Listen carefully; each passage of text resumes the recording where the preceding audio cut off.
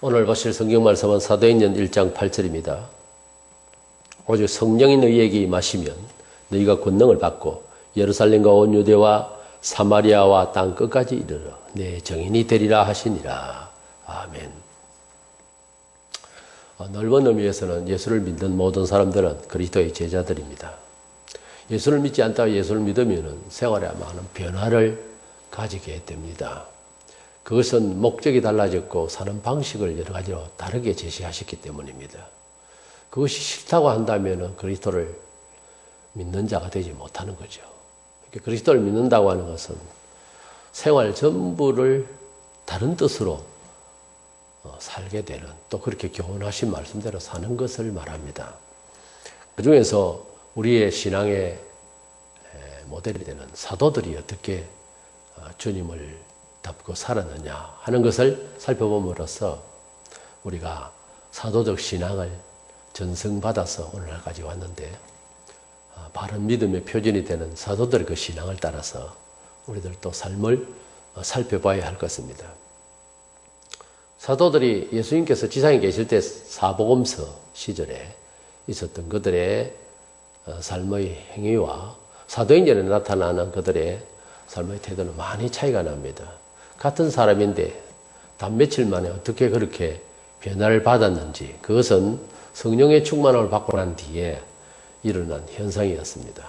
우리 주님께서 성천하시기 전에 성령의 충만함을 받으라 그렇게 하시고, 또한 성령의 충만을 받고 권능을 받아서, 힘을 받아서 땅끝까지 이를 내 증인이 되라 이렇게 주님이 유언을 하셨어요. 제일 마지막 유언이 이 유언입니다. 그래서 성령을 받아서 예수를 믿긴 하지만 또한 성령의 충만을 받아서 예수님을 증거해야 되는, 예수님의 사람으로 살면서 말로서의 삶으로서 증거해야 되는 우리의 성도들의 삶에 있어서 사도들과 똑같은 이런 유언에 적응이 되어야 되겠고, 또 주님이 부탁하신 대로 증거자의 삶이 되어야 될 줄로 믿습니다. 이래서 넓은 의미에서 우리는 다 그리스도의 제자들인데, 제자의 삶을 우리 신앙의 표준으로 알고 있는 이상 제자들이 받았던 이 말씀대로 우리들도 살기를 원합니다. 그래서 정인의 준비, 정인으로서 어떻게 준비된 삶을 살아야 할 것인가 하는 점을 상고하고자 합니다. 첫 번째로는 소명을 받은 사도들을 살펴보면은 그들의 문화생활이 첫째 바뀌었습니다. 그 삶의 현장의 그 형식이나 삶의 현장에 있어서의 활동 영역이 바뀌었다는 거죠. 먼저는 그들의 세속적인 문화 생활 자체가 완전히 바뀌었고, 그 생활에서 빠져나왔던 것입니다. 우리 평신도들은 믿음으로 하나님을 섬기면서 농사짓는 농사일로, 어부는 어부의 일로, 또 도시에서 각종 문화생활에 이렇게 그 생활에서 빠져나올 것은 아니지만은 사도들은 그 생활에서 아예 나오게 된 거죠. 우리가 사도들처럼 환경적인 완전 변화를 받아서 특수한 목사직을 한다든가 이런 경우에 사람들이 아니지만은, 그러나 세속적인 생활에 있어서 평신도들도 변화가 필요합니다. 내가 예수를 믿기 전과 믿고 난 뒤에 나의 생활 부분에 있어서 어떤 분변이 있고, 그리고 어떻게 내가 발걸음을 지금 활동의 영역에 있어서 딛고 있는가 하는 점을 살펴봐야 할 것입니다. 여러 가족적인 관계라든지 나의 생활 터전이라든지 이런 것이 예수 믿게 되면은 가령 술집을 경영을 하다가 예수를 믿게 됐다. 더 장사가 잘 되게 해주시옵소서. 이렇게 할 수가 없는 거예요. 술집을 버리고 다른 업을 이제 바꿔야 되겠죠. 이렇게 어떤 생활의 세속적인 이런 생활의 변화를 추구하는데 그리스도를 위한 생활적으로 바뀌어야 됩니다. 구약에 보면은 우리의 믿음의 역시 그 표본이 되는 믿음의 조상이라는 아브라함을 하나님께서 부르실 때에 창세기 12장 1절에 여호와께서 아브라함에게 이르시되 너는 너희 고향 친척과 아버지의 집을 떠나 내가 네게 보여줄 땅으로 가라 그랬어요. 그러니까 아브라함이 예 하고 바로 나왔는데, 그 뒤에 4절에 보면 아브라함이 하란을 떠날 때에 75세였더라고 그랬어요. 사람이 75년 동안 고향에서 살다가 갑자기 어디로 나간다고 하는 그리 쉽지 않습니다.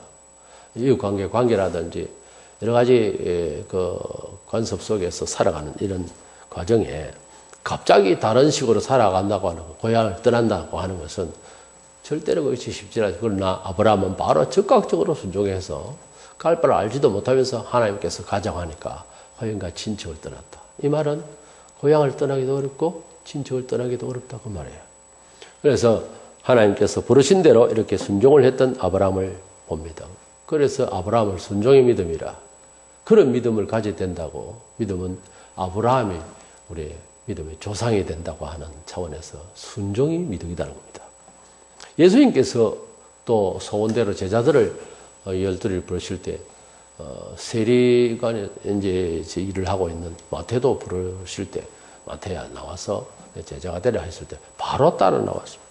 베드로도 마찬가지로 어부였고 선주였고 그러니까 뭐 사는 데는 크게 지장이 없는 그런 안정된 생활을 하고 있는데 베드로야 사람은 어부가 되라 이런 식으로 이제 부르셨을 때에 바로 그는 예하고 고기와 배를 그물을 다 버리고 즉각적으로 주님을 따라갔던 제자였습니다.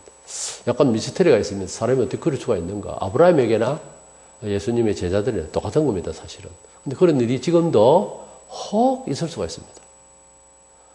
처음 듣는 이야기고 처음 메시지를 들어도 그날부터 당장 믿는 사람이 있는가 하면 많은 복잡한 생각을 해서 천천히 믿거나 아예 안 믿는 사람도 있죠. 그러니까 하나님을 순종한다, 믿는다 하는 것은 약간 계시성이 있어요. 어떤 이렇게 예수의 제자가 되는 데 있어서는 전폭적으로, 즉각적으로 이렇게 순종을 하면서 전폭적으로 세상에 있는, 매여 있는 것들에 대해서 이제 다 탈피해서 주님의 종이 되어서 함께 거주하게 되는 이런 사도들을 봅니다. 그런데 그런 중에도 이런 제자가 있었어요. 마태 8장 21절로 2절에 제자 중에 또 한 사람이 이르되 주여 내가 먼저 가서 내 아버지를 장사하게 허락하옵소서. 예수께서 이르시되 죽은 자들이 그들이 죽은 자들을 장사하게 하고 너는 나를 따르라 하시니라. 그 제자가 되긴 되겠는데 얼마 살지 못할 것 같은데 아버님이 돌아가시면 장사 치르고 그러고 주님을 따르면 안 되겠습니까? 그랬을 때에 영적으로 죽은 그들을 그들에게 육신의 죽은 자를 장사할 수 있도록 하고 그러니까 안 믿는 사람은 안 믿는 사람들이 죽은 그런 상황에서 있는 일들을 하게 하고 너는 생명의 일을 위해서 나를 따르라 적각 따르라 그런 뜻이었어요. 그러니까 부모님을 효를 다해서 장사 치를 때까지 모시겠다는 게 잘못된 것이 아닙니다. 이렇게 세상에서 하는 일이 틀려서 그 일을 버리라 그런 뜻이 아니고요. 신비주의자들이 또 이단들이 그런 경우가 많은데요. 멀쩡하게 직장 다니는 사람을 뭐 다 버리고 나를 따르라 그러면서 은둔 생활을 하고 하는 이런 사람들이 있는데 그건 잘못된 겁니다. 지금 여기에서 말씀하신 것은 그리스도의 제자가 그리스도의 정인답게 생활하는 특수한 이 일을 위해서는 그런 일에 매여서는 일이 안 된다 그 말이에요. 사실이죠. 그래서 그런 일을 하지 않도록 이렇게 권유하셨는데 그는 아마 따르지 못한 것 같습니다. 그래서 그리스도의 참 제자로서 섬김을 다 하려고 하면은 세상에 이런저런 일들에 대해서 매여 있으면은 일을 못 한다는 거죠.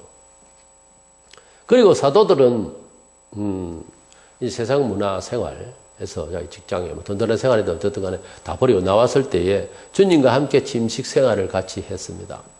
주님께서는 뭐 토굴 같은 데 사시고 옷 두 벌 가지지 마라. 뭐 신발도 2개 가지고 이런 말씀을 하시고 뭐 본인이 그렇게 사셨거든요. 그러니까 예수님을 따라가면 낯을 낳고 하면은 이제 부자 되기는 틀렸죠. 뭐 사이비 종파 교주같이 부자가 되고 뭐 요즘 교회가 뭐 비전을 갖는다고 잘 되는 걸 비전을 가지라 꿈을 꾸라 그러는데 그러나 주님을 따라가는 제자로서는 이미 좀 살던 생활을 다 버리고 돌아왔기 때문에 돈벌이 하면서 하는 그런 뭐 부여해지고 축복받고 그런 비전은 없습니다, 사실은. 그래서 주님을 따르는데 그들이 뭐 저축을 하고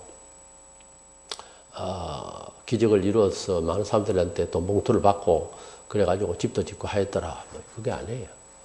주님이 이 세상에서 능력을 행하시고 얼마든지 부자 되실 수가 있고 하지만 주님의 목적은 그런 것이 아니기 때문에 주의 제자가 되려면은 주를 따라가는 우리 성도들이 주님을 봉사하려면은 그런 목적으로 세상적인 어떤 뭐 명예나 돈이나 이런 목적으로 따라가려고 하면은 처음부터 생각을 잘못하고 있습니다.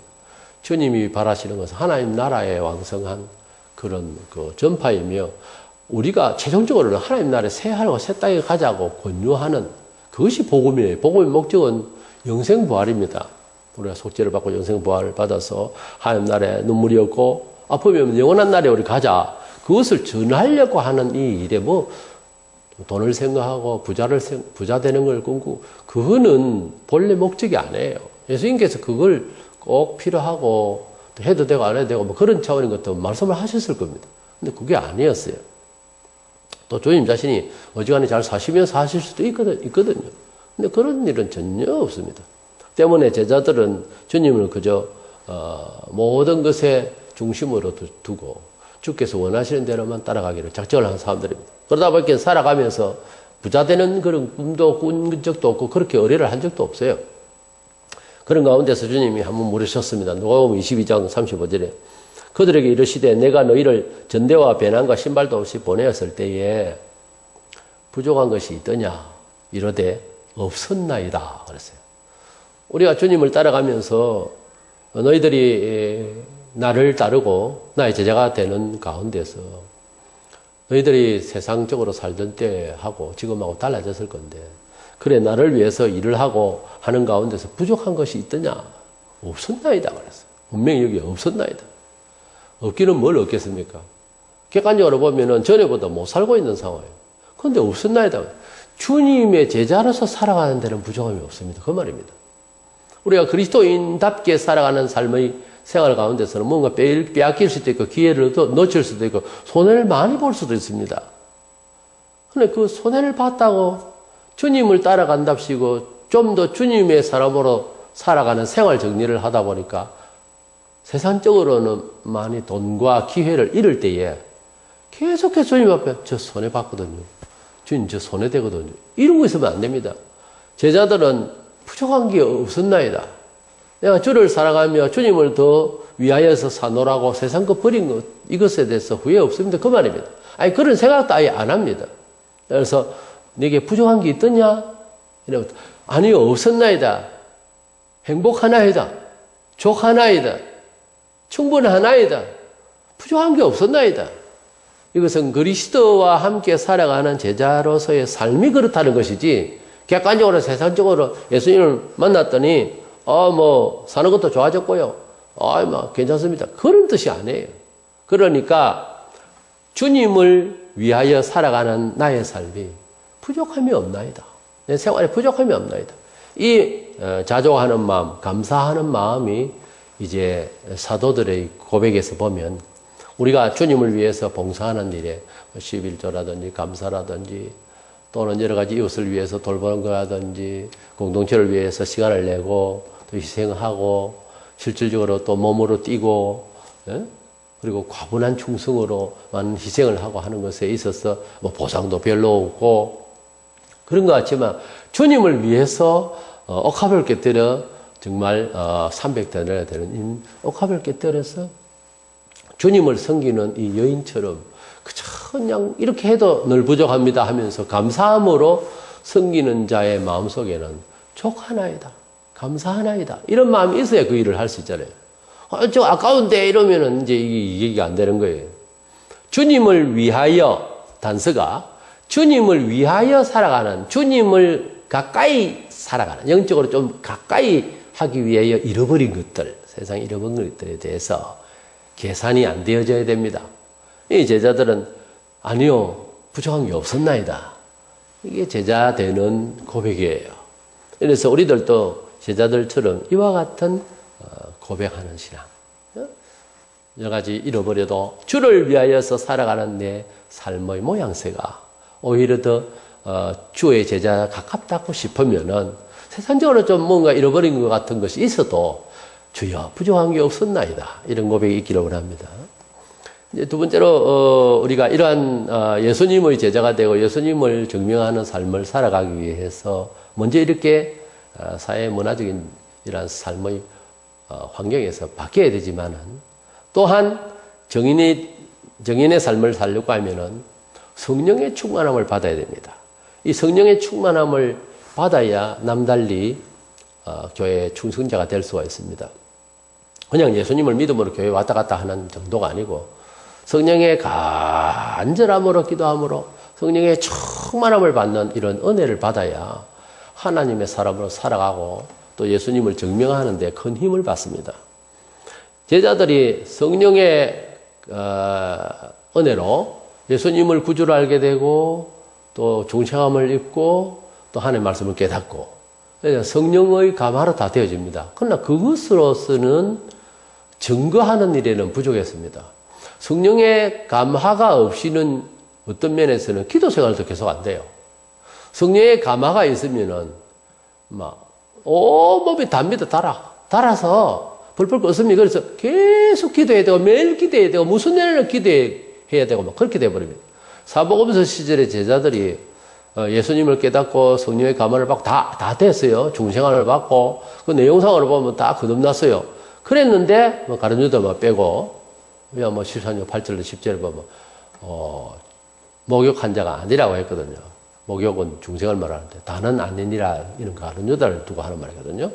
가룟 유다 빼고는 다 예수님을 구주로 믿고 성령의 감화를 받아서 깨닫고 다 됐단 말이야. 믿음을 가지게 되었고 했는데 예수님을 구주로 믿는 이 믿음 본전 12장 3절에 성령으로 아니하고는 누구든지 예수를 주시라 할 수 없다 했는데 주는 나의 그리스도시여 하는 베드로가 성령을 받았기 때문에 그렇다고 하는 거예요. 아버지께서 알게 하셨다. 이 계시를 받았기 때문에 안다. 즉 성령의 감화로 지각으로 예수님을 다 믿게 됐지만 증거하는 일에 있어서는 부족했단 말이에요. 예수님이 분명히 부활하시고 그 전에 많은 기적과 역사를 보고도 하다못해 그걸 흉내를 못 내는 거예요.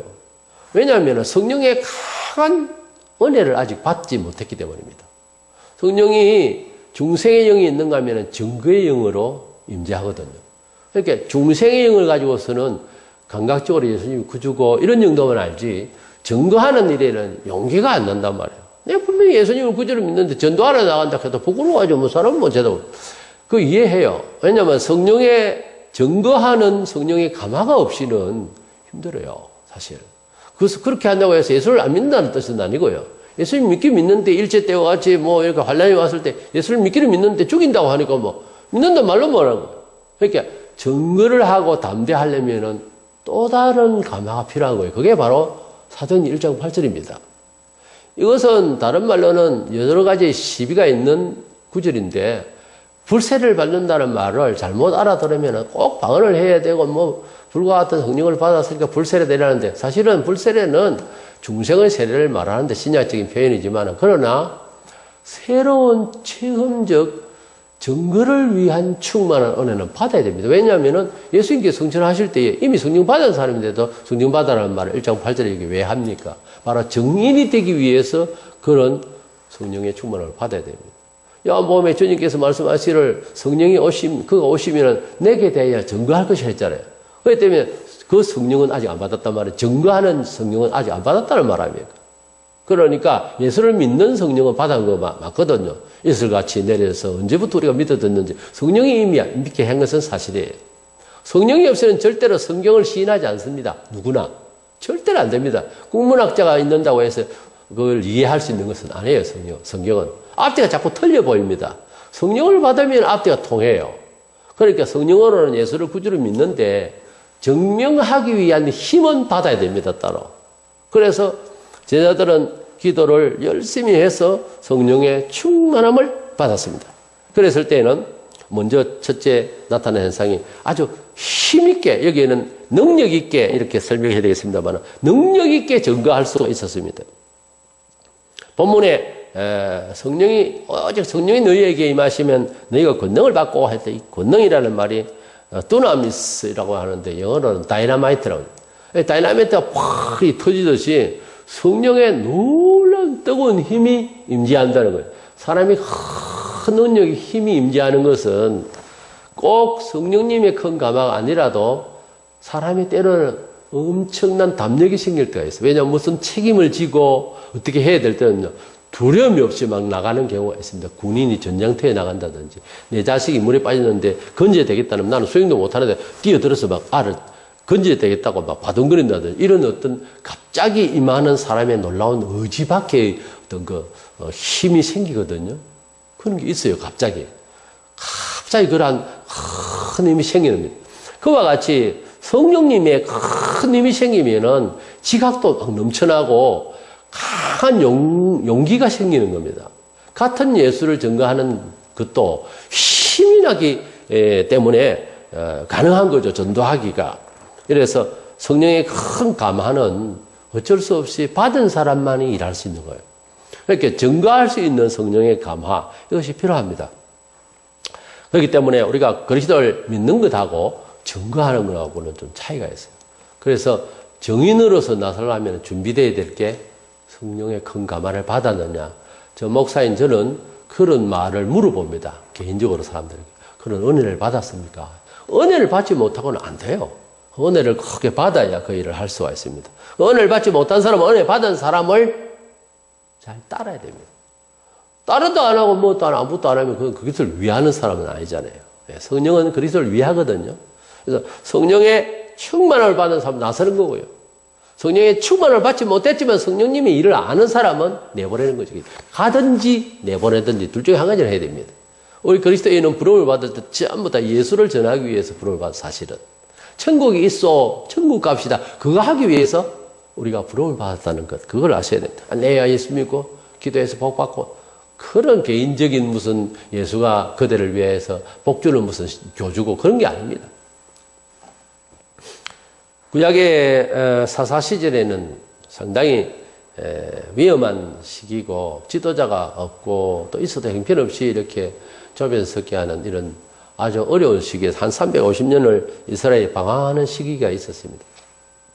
왕정이 되기 전에 과도기적인 것은 세월이 있었는데 그때 얼마나 사회가 두려웠나 하면 사사기 5장 6절에 아나스의 아들 삼갈의 날에 또는 야엘의 날에는 대로가 비었고 행인들은 소로로 다녔더라. 큰 길 댕기지도 못해. 너무 무서웠어. 살인 강도하면 맨날 무서운 일들만 벌어지니까 뒷길로 통해서 막 작은 길로 돌아다. 큰 길로 아예 나가도 말아. 이렇게 무서운 시절이 있었다. 지금도 사실 너무너무 무섭습니다. 뭐 요즘 10대 청소년들에게 어른들이 뭐 타일려고 이러면요, 뭐 맞서서 싸우고 욕하고 그러면 무섭습니다. 그래서 관심을 아예 갖지를 못해요. 그래도 어쩝니까? 타일릴 수 있으면 눈치 봐가지고 타일릴만한 아이 있으면 타일러주고 이렇게 해야 되는데 굉장히 무서워요. 그리고 이웃 관계도 살벌하고요. 이런 시대에 우리가 살고 있습니다. 그때에 사사기 3장 31절에 에호스의 후에 아나스의 아들 삼갈이 사사로 있어 소모는 막대기로 블레셋 사람 600명을 죽였고 그도 이스라엘을 구원하였더라. 이런 말씀이 있습니다. 이스라엘을 구원하는 사람들 중에서 이 사사 삼갈이라는 사람은 소모는 막대기 가지고 적을 600명이나 죽여내는 그런 짤막하게 되어 있습니다만 그렇게 구원자로 나섰다는 겁니다.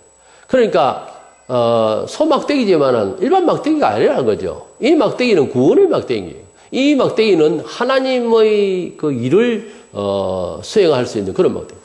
우리 개인들에게 가지고 있는 남다른 이런 특징들이 있을 거예요. 그게 달란트로서 조정이 되는데 하나님 앞에 붙들리면 잘 하던 것이 더 잘하게 되고 기적을 발휘할 수 있게 하는 겁니다, 원래. 그런데 그 달란트가 하나님 손에 딱 붙들리느냐는 문제예요. 그래서 내게 가지고 있는 막대기는 뭐냐, 이게. 내가 적을 이길 수 있는, 내가 귀신들을 이길 수 있는, 내가 그리스도의 복음을 이 세상에 전가하는데 그 짐돌이 되는 것들을 이겨낼 수 있는 힘이 뭐냐, 이게. 이것이 하나님 앞에 붙들려 있느냐 하는 이 문제입니다. 이것이 능력 문제이고 이것이 권능 문제인 거예요. 우리가 복음을 전하는데 예수는 그리스도다. 이 사실 자체만을 위한 정보 제공을 넘어서서 사실임을 확인하기 위한 힘이 있어야 됩니다. 거기에 대한 재료로서 은사를 발휘할 수도 있다는 거죠. 그래서 사도들 성령의 충만을 받고 그들은 능력 있게 증거했다는 거예요. 아주 기적을 행하면서 능력 있게 용기 있게 증거했다는 것 하나가 있고요. 성령 충만 받았을 때 그 다음에는 그들이 순교를 감행하는 사람이었습니다. 내 증인이 되라 이 본문이 이 말씀을 할 때 내 증인이 된다는 말투스라고 하는 말은 순교한다는 단어가 꼭 같이 쓰입니다. 하나님의 종이 되고 우리가 하나님의 백성으로서 이 세상을 살아갈 때 어떤 정신으로 살아야 되나 하면은 죽을 각오로서 살아야 되는데 뭐 인격적인 낮아짐은 기본이고요. 실제로 죽을 각오가 되어 있어야 됩니다. 꼭 목사나 뭐 지도자가 죽어야 되는 것이 아니라 우리 일제 때에 많은 사람 성도들이 순교를 했습니다. 평신도들이요. 평신도들 수가 더 많죠. 순교한 사람. 우리가 하나님을 믿는다고 하는 것은 우리의 육신적인 세상살이 사니까 그렇게 사는 것뿐이지 이게 사실 별 볼일 없다는 것을 이미 깨달은 사람입니다. 그래서 때가 이르러 나를 죽여야 하겠다고 하는 상대가 나타나고 내가 복음을 전가하다가 순교해야 될 상황이 나타나면 깨끗이 가야 됩니다. 얼마나 좋은 기회입니까? 구질구질하게 세상을 왜 살려고 그래요? 깨끗하게 가야 됩니다. 내가 주님을 전가하다가 정말 주님을 혈이 있게 힘차게 전가하다가 딱 죽어야 할 상황이 오면 감사함으로 가야죠. 무엇이 그래 돌아볼 세상에 깨 있습니까? 험하고 구질구질한 세상에. 그러나 주님을 위해서 정말 죽음으로써 표현이 되어져야 할 그 좋은 기회를 놓치고 뭐 살랐고 예수님 부인하고 이요 역사에 얼마나 비굴한지 모릅니다. 그 남은 세월은요 비참하게 살게 돼 있어요. 사람이 죽을 자리에 죽어야 됩니다. 근데 그렇지 못하고 자꾸 빌빌거리면 얼마나 보기가 싫습니다. 지금 우리 한국교회 실상이 그렇지 않습니까? 일제 때에 친일파 돼가지고 하나님 바로 믿는 목사가 잡아가는 그런 목사도 있었어요. 해방 이후에 얼굴 가리면서 살았습니다. 떳떳하지 못했어요. 우리가 살면 천년만년 살 겁니까? 지상에? 그래서 하나님께서 원하시는 말씀을 전가하다가 뺨을 맞을 수도 있고 욕을 들을 수도 있고 엉뚱하게 눈물 흘리게 되는 경우가 있습니다. 아무 연고 없이 욕을 들을 수도 있고 기가 딱 찹니다. 어떤 때는 그냥 답답해 오고 정말 참 기가 막힌데 내가 예수를 믿으면 저 사람 나한테 죽었다 할 정도로 그런 말을 들을 때도 있고 그런 해를 입을 때도 있습니다. 바로 그 산순교인데 그런 순교적 신앙, 자기를 죽이는 신앙, 예수만 높여지면 그만이다 하고 나의 존재와 존재감, 이 모든 마음의 괴로움은 다 삭혀야 되는 거죠. 그러다가 주님이 정말 목숨을 원하시는 순교의 자리를 마련해 주시면 감사함으로 깨끗하게 목숨을 내놔야 됩니다. 이런 정도의 마음을 가지고 있어야 우리가 성령 충만함을 받은 사람이 맞다라고 증거할 수 있어요. 성령 충만을 받지 못한 사람은 칼 들고 사람 죽인다 하기 전에 손만 들어도 도망가 봅니다. 그 사람 나타났다 안 했는데 죽이려고 하도 안 하는데 바로 도망가 봅니다. 바울은 죽을 날을 생각하면서 날마다 주님의 내 몸속에 일어나기를 원해서 고린도서 15장 30절 난 날마다 죽노라고 했어요. 날마다 자아를 죽이는 생활을 했습니다.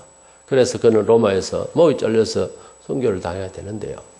우리는 순교를 감행할 수 있는 믿음을 가지려면은 성령의 충만한 감화를 받아야 됩니다.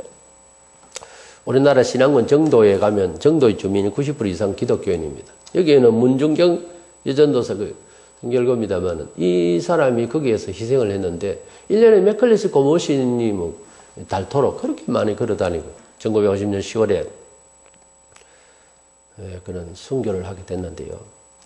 이 한 사람이 정말 요한복음 12장 24절에 하늘의 밀이 땅에 떨어져 죽지 아니하면 하늘 그대로 있고 죽으면 많은 열매를 맺느니라 하는 말씀을 이루어서 그 정도 주민이 전부 다 예수를 이렇게 믿게 되는 놀라운 역사가 우리나라에 이렇게 특이하게 이 정도 주민이 90% 이상이 예수를 믿게 됩니다. 우리는 말씀을 쫓아서 살면서 겸손하게 사는 것도 중요하지만 사도행전 21장에 보면은 바울이 예루살렘으로 올라가려고 할 때에 상당한 그 위험이 있었습니다. 그 위험이 기다리고 있었는데 그때 당시에 그 예언자가 있었는데 아가보는 바울이 올라가지 않도록 만류를 했습니다. 그러나 바울은 기어이 순교를 각오하고 예루살렘으로 올라갔습니다. 이것이 바로 하나님을 믿는 사람의 하나님과의 관계 성립의 일사가구의 신앙 정신이 아닌가 생각을 합니다. 세 번째로 기도로 성령의 충만함을 이어갔습니다. 제자들은 기도의 효과를 본 후로는 아예 기도의 시간을 유대인들처럼 이렇게 정했어요. 9시, 정오, 오후 3시. 이렇게 사복음서에는 그런 행동이 안 보이는데 사도행전에는 이렇게 기도를 했습니다. 사도행전 3장 1절 제9시 기도 시간에 성전에 올라갈세 사도행전 10장 9절에 기도하려고 지붕에 올라가니 시간은 제 6시더라. 좋더라. 그랬습니다. 사도들은 주님이 십자가에 달리신 아침 9시부터 주님이 저 12시에는 태양이 어두웠고 오후 3시에 운명하셨는데 아침 9시, 12시, 오후 3시 이렇게 3번을 매일 기도를 했습니다. 사도들은 주님을 성천하시고 난 뒤에 기도를 하고 나서 이런 큰 힘을 받았기 때문에 기도 없이는 우리가 3년 동안 배운 것이 역사가 안 되다가 열흘 동안 기도하고 난 뒤에 성령 충만함 받고 난 뒤에는 일을 할 수 있었으니까 하나님의 일은 기도 없이는 못하는구나. 이것을 깨달은 거예요. 그래서 매일같이 이렇게 정해놓고 기도하면서 일을 했다. 이것이 바로 예수님을 증거하려고 하는 사람들의 일상생활의 준비생활입니다. 우리가 기도 없이 돈과 어떤 세상의 어떤 스펙을 쌓아가지고서 하나님의 일을 한다고 하는 것은 그건 거짓말이에요. 자범이 생기고 문제가 일으킵니다. 그래서 우리는 우리의 삶에서 그리스도를 증거하는 삶을 살기 위해서는 이와 같이 사도들처럼 우리의 세속적인 어떤 방식과 목적에서 빠져나와서 좀 더 주님이 보시기에 나의 생활, 나의 직장, 나의 하는 일이 아름답게 보이는 쪽으로 변화를 받아야 되겠고 또한 주님 앞에 이와 같이 믿음을 가지고서 성령의 충만한 은혜를 또 받아서 힘있게 증거하기 위하여 목숨 걸고 주님을 위해서 일할 수 있도록 또 기도를 많이 함으로써 이렇게 충실한 준비가 있을 때에 그리스도를 증거하는 정인의 삶을 이룰 수 있다는 것을 알고 아무쪼록 사도행전 1장 8절의 이 유언이 예사롭지 않는 유언입니다. 우리가 성령의 충만함을 받아서 그리스도를 증거할 수 있는 그리스도의 그래서 제자가 될 수 있는 저와 여러분 되시기를 축원합니다.